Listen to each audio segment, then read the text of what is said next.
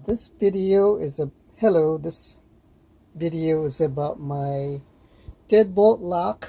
It is a Kwikset.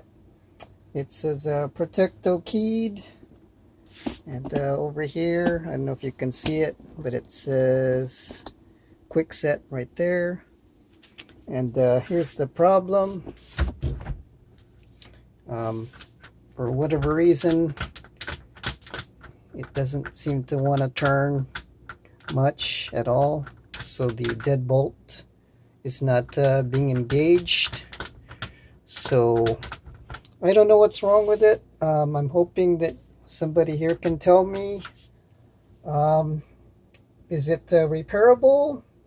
Do I need to grease or lube it with oil, or do I need to just totally replace it completely?